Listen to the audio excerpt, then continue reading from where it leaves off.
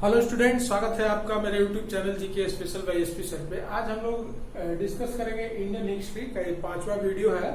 इसमें modern Indian history का जो टाइमलाइन है, जो इंडिया एट ए ग्लांस आपको Indian history at a glance में बता रहा हूँ, उसका ये 5वां वीडियो है।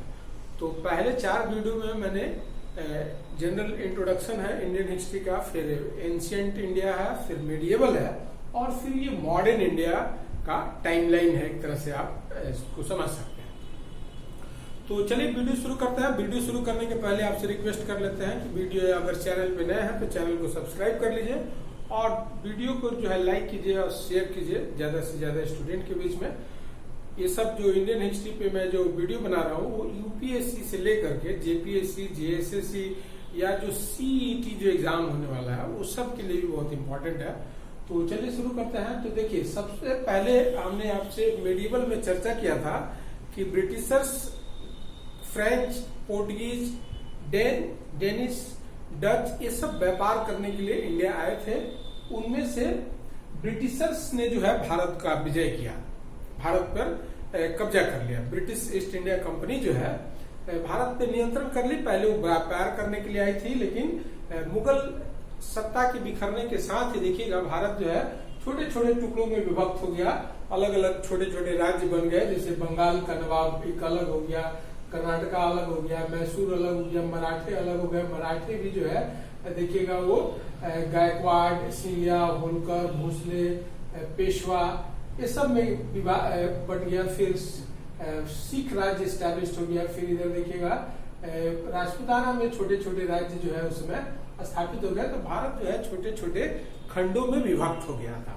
अब इसी को जो है जीतने का काम अंग्रेजों ने किया, तो फिर उसको हम बोलते हैं ब्रिटिश एनेक्सेशन, ब्रिटिश विजय।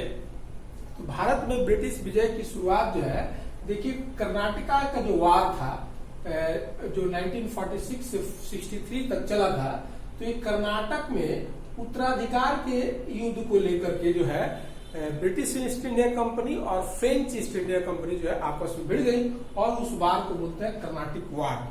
तो ये उत्तराधिकार का युद्ध था। इस युद्ध के माध्यम से अंग्रेजों ने फ्रांसीसियों को यहाँ से हरा करके भारत के राजनीतिक प्रतिद्वंदिता के दौर से बाहर कर दिया। तो कर्नाटक वार बहुत फेमस है। इसमें फर्स्ट जो कर्नाटक वार था वो 1746 से 48 तक हुआ। फिर सेकंड जो है 49 से 54 तक हुआ और थर्ड जो है 56 से 63 तक हुआ। और फाइनल जो बैटल था वो बैटल ऑफ बांडीवास था, जो 1760 में लड़ा गया। और इसी युद्ध से फाइनली जो है फ्रांसीसी जो है भारत में पराजित हो गए। तो इसको बोला जाता है बैटल ऑफ बांडीवास। बांडीवास का युद्ध जो है बहुत फेमस है। ये क्वेश्चन पूछता है कि किसके किसके बीच हुआ था, तो ब्रिटिशर्स और फ्रेंच के बीच में हुआ था। कर्नाटक वार का फाइनल था। तो इस तरह से कर्नाटक वार में जो है फ्रांसीसियों को भारत से बाहर कर दिया गया। अब पूरा मैदान जो है ब्रिटिशर्स के लिए खाली था। अब एंग्लो मैसूर वार हुआ। तो मैसूर जो है सुने होंगे, हैदर अली टीपू सुल्तान का मैसूर रियासत था। तो उसमें जो है एंग्लो मैसूर वार जो है 4 हुए। तो 4 हुए। तो फर्स्ट हुआ 1767 से 69 तक। फिर सेकंड हुआ 1780 से 84 तक और थर्ड हुआ 90 से 92 तक। और इसमें लॉर्ड कॉर्नवालिस और टीपू सुल्तान के बीच युद्ध हुआ था ये। और इसमें ट्रीटी ऑफ श्रीरंगपट्टनम, देखिएगा श्रीरंगपट्टनम जो है टीपू सुल्तान की राजधानी थी। तो वहीं पे जो है ट्रीटी होता है और उसके माध्यम से जो मैसूर रियासत है उसका लगभग जो है 60% भाग जो है ब्रिटिशर्स ले लिए। और फाइनल जो वार हुआ वो 98-99 में लॉर्ड बेलेस्ली के समय हुआ। और इस तरह से मैसूर पे कब्जा कर लिया अंग्रेजों ने। तो मैसूर पे कब्जा कर लिया। साउथ में कब्जा करके अंग्रेजों ने देखिएगा मद्रास प्रेसिडेंसी बनाया। मद्रास प्रेसिडेंसी फॉर्म किया साउथ में। फिर उसी तरह से देखिएगा, अब जैसे एंग्लो मराठन, इसमें छूट रहा क्या, तो देखिएगा बैटल ऑफ पलासी। पलासी का युद्ध हुआ 1757 में और इसके माध्यम से बंगाल के नवाब जो था सिराजुद्दौला उसको अंग्रेजों ने हराया।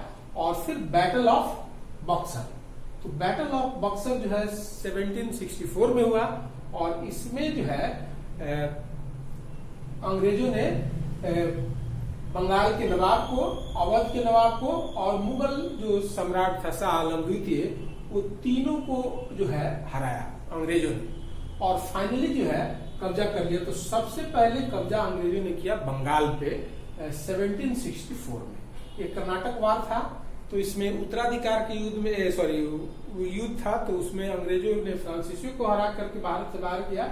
लेकिन भारत पे नियंत्रण उसका इन दो युद्धों से शुरू होता है। और देखिएगा ट्रीटी ऑफ इलाहाबाद जो है ये बहुत इंपॉर्टेंट ट्रीटी था। इस ट्रीटी के माध्यम से 1765 में हुआ ये ट्रीटी, इलाहाबाद की संधि हुई, जिससे मुगल जो बादशाह था वो बिहार, बंगाल, उड़ीसा का जो दीवानी का अधिकार था, मतलब टैक्स वसूल करने का अधिकार अंग्रेजों को दे दिया गया। तो अब जो है अंग्रेज जो है अब भारत में उनकी सत्ता स्थापित हो गई। तो फिर उनको आपको बताया कि आंग्ल मैसूर वार से वो लोग दक्षिण भारत को जीता, पहले ये बंगाल को जीता, फिर मैसूर को जीत लिया और मद्रास प्रेसिडेंसी बनाया, यहाँ पे बंगाल प्रेसिडेंसी बनाया। फिर उसी तरह से एंग्लो मराठा वार था। तो मराठा जो है काफी शक्तिशाली थे, तो मराठों को जो है इसके बीच और अंग्रेजों के बीच में आंग्ल मराठा वार हुआ 1775 से 82 तक। फर्स्ट वार था वो अनिर्णित रहा, उसमें कुछ निर्णय नहीं हुआ। फिर सेकंड में जो है मराठा साम्राज्य का 50% हिस्सा जो है जीत लिया अंग्रेजों ने। और फाइनल जो है युद्ध हुआ 1818 में, 17 से 1818 में हुआ थर्ड। और फाइनली पूरा ये मराठवाड़ा पे कब्जा करके अंग्रेजों ने यहाँ पे बॉम्बे प्रेसिडेंसी बनाया, बॉम्बे प्रेसिडेंसी बनाया। तो इस तरह से कब्जा हो गया बॉम्बे में भी। फिर इसके बाद देखिएगा सिंध एनेक्सेशन, सिंध का क्षेत्र जो है अंग्रेज लोग किया था 1843 में। फिर उसके बाद से एंग्लो सिख वार हुआ। तो एंग्लो सिख वार जो है दो था, फर्स्ट हुआ था 1845 से 46 में और सेकेंड हुआ था 48 से 49 में। और फाइनली जो है पंजाब पे भी कब्जा कर लिया अंग्रेजों ने। तो इस तरह से देखिएगा कि भारत की जो महत्वपूर्ण शक्तियां थी उस समय, उन सभी को अंग्रेजों ने पराजित करके भारत में एक विशाल साम्राज्य का निर्माण किया ब्रिटिशर्स ने। और वो ब्रिटिशर्स कहने का मतलब है वहां का एक कंपनी, एक व्यापार करने वाली कंपनी के द्वारा नियंत्रण किया गया, न कि ब्रिटिश सरकार के द्वारा, उसमें कोई इन्वॉल्वमेंट नहीं था। फिर एनेक्सेशन पॉलिसी में देखिएगा सबसे महत्वपूर्ण आता है सब्सिडरी अलायंस, सहायक संधि जो है बेलेजली का, इससे भारत में विस्तार हुआ अंग्रेजों का। और डॉक्ट्रिन ऑफ लैप्स, हड़प नीति सुने होंगे, तो डॉक्ट्रिन ऑफ लैप्स जो है डलहौजी का था। तो ये दो नीतियां बहुत इंपॉर्टेंट है जो आपको ये सब में पढ़ना है। मतलब कि अगर मॉडर्न इंडिया का आपको पढ़ना है तो ब्रिटिश विजय, और ब्रिटिश विजय की जो नीतियां थी सहायक संधि और हड़प नीति, डलहौजी की और वेलेस्ली की, तो ये सब बहुत इंपॉर्टेंट पॉलिसी था जिसके माध्यम से अंग्रेजों ने लगभग जो है 80% इंडिया पे कब्जा कर लिया और 20% जो है देसी रियासत अभी भी बने रहे। तो सबसे अधिक विस्तार देखिएगा भारत में अंग्रेजों का विस्तार जो है डलहौजी के समय हुआ। और डॉक्ट्रिन ऑफ लैप्स के माध्यम से बहुत सारे जो राजाओं के जो उत्तराधिकारी लुप्त हो जाते थे उनके राज्य पे कब्जा कर लिया जाता था। और लास्ट में अवध को बैड, मतलब कि लॉ एंड ऑर्डर का सिचुएशन को आधार बना के उसको शामिल कर लिया गया था, वहां डॉक्ट्रिन ऑफ लैप्स नहीं किया गया। तो इस तरह से ये सब है। अब भारत को जीतने के साथ अंग्रेजों ने क्या किया, तो अब अंग्रेजों ने भारत में जो विजय प्राप्त की, भारत को जीत लिया। तो अब यहाँ पे तरह तरह का मुख्य समय, उस समय जो राज्य के राजस्व का रेवेन्यू का मेन सोर्स था लैंड रेवेन्यू। तो देखिएगा कि अंग्रेजों ने इस काल में पाकिस्तान नहीं, बांग्लादेश नहीं, इस रूप में समझिए, तो इस रूप में फिर अंग्रेजों ने क्या किया, तो देखिएगा कि ये लोग लैंड रेवेन्यू सेटलमेंट, मतलब कि भूमि बंदोबस्ती किया, लैंड रेवेन्यू, ताकि राजस्व नियम से मिलते रहे और वही आमदनी का मुख्य स्रोत था। उसी लालच से भारत पे अंग्रेजों ने कब्जा किया। तो इसके लिए 3 सेटलमेंट प्रारंभ किया। एक है जमींदारी प्रणाली। तो जमींदारी प्रणाली जो है ये बंगाल प्रेसिडेंसी में लागू किया गया, जमींदारी व्यवस्था, जिसमें जमींदार को जमीन का मालिक बना दिया गया और किसान जो खेतीहर मजदूर थे वो मजदूरी करने लगे अपने ही जमीन पे, और किसान लगान देते थे जमींदार को और फिर जमींदार जो है सरकार को लगान पे करता था। फिर उसके बाद से रैयतवाड़ी व्यवस्था। तो रैयतवाड़ी व्यवस्था जो है मद्रास और बॉम्बे, ये 2 प्रेसिडेंसी में रैयतवाड़ी व्यवस्था लागू किया गया, मतलब साउथ और वेस्ट इंडिया में रैयतवाड़ी, बॉम्बे और मद्रास प्रेसिडेंसी में इसको इम्प्लीमेंट किया गया। इसमें जो है किसान जमीन का मालिक था लेकिन वो टैक्स देता था सरकार को, मतलब इसमें जमींदार के रूप में बिचौलिए नहीं थे। फिर जो नॉर्थ वेस्ट और सेंट्रल इंडिया वाला जो पार्ट था, यहाँ पे लाया गया माहलबाड़ी व्यवस्था। माहलदार होते थे जो किसानों से टैक्स वसूलते थे और फिर वो सरकार को पे करते थे, तो उसको बोलते थे माहलदारी सिस्टम। तो ये तीनों ही सिस्टम में देखिएगा कि लैंड रेवेन्यू लगभग 60 से लेकर के 60% से तक जो है लैंड रेवेन्यू वसूल कर लिया जाता था।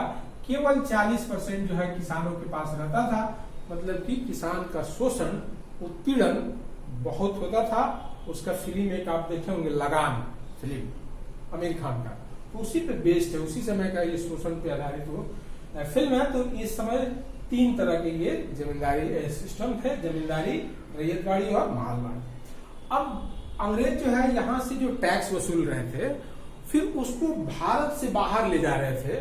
तो भारत से जो बाहर ले जा रहे थे उसको बोलते हैं ड्रेन ऑफ वेल्थ, धन का निष्कासन। यहाँ से जो है स्पंज की तरह एक सिस्टम बनाया था अंग्रेज लोग, जिसको यहाँ से रिसोर्सेज को सोचता था और ले जाके टेम्स नदी में गिरा देता था। मतलब कि धन जो है बड़े पैमाने पे निष्कासित हुआ।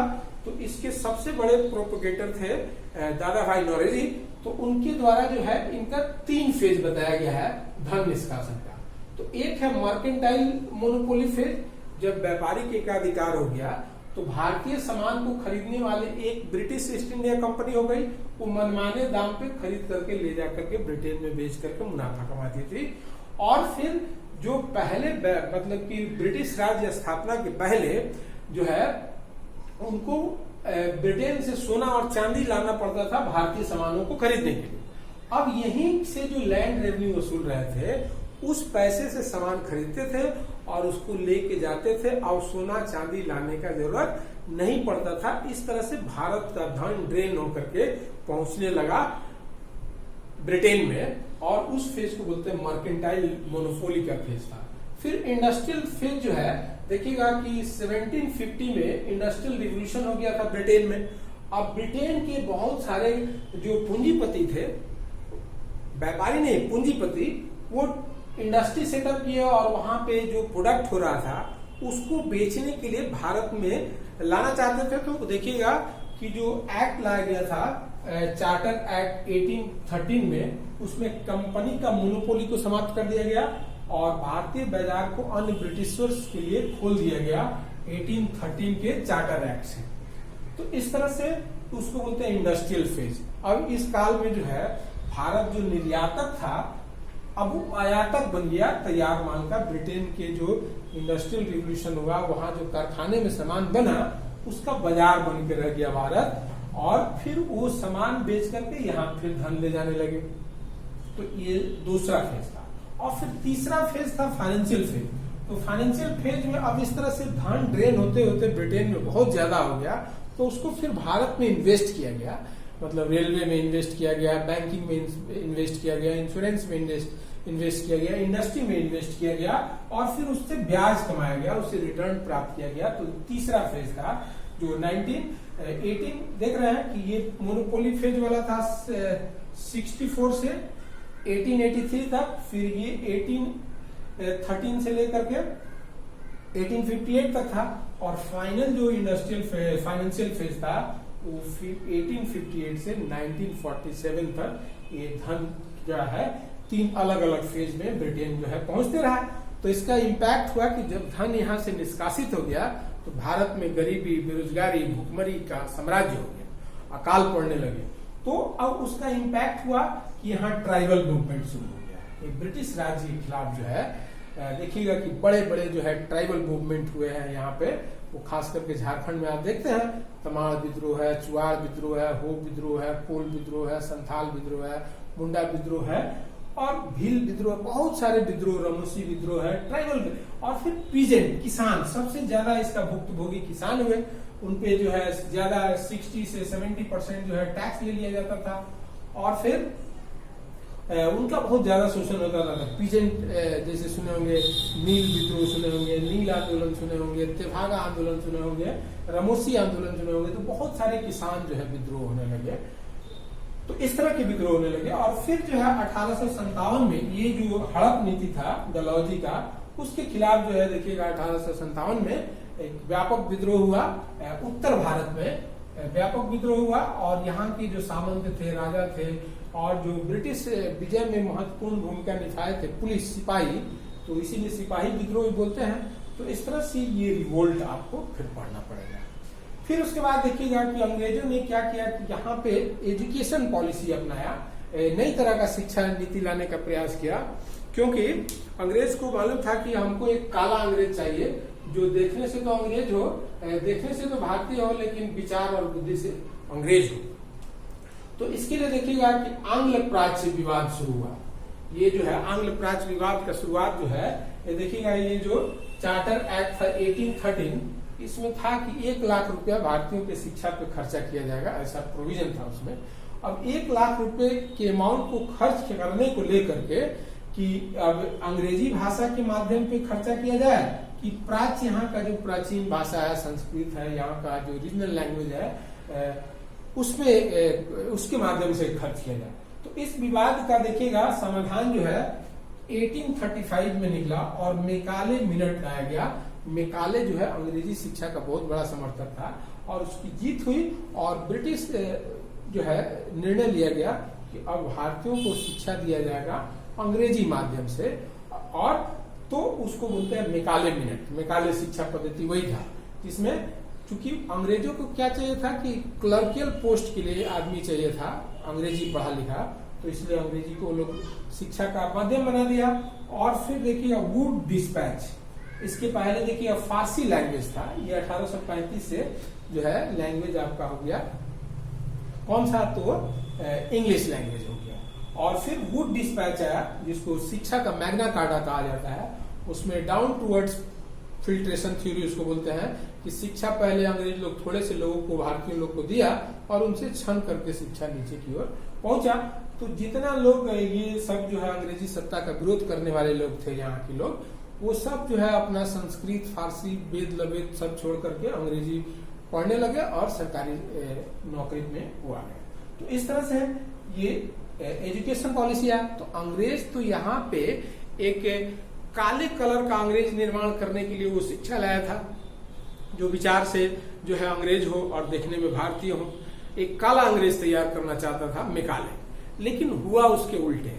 अब ये जो अंग्रेजी पढ़े लिखे लोग थे जो पढ़ लिख लिए, वो जो नया तरह का विचारधारा है जैसे डेमोक्रेसी है, फिर लिबर्टी है, फिर जो है कैपिटलिज्म है, सोशलिज्म है, कम्युनिज्म है, ये सब जो नए तरह का जो आइडियोलॉजी है, नेशनलिज्म है, ये सब के विचार से ये लोग परिचित हुए।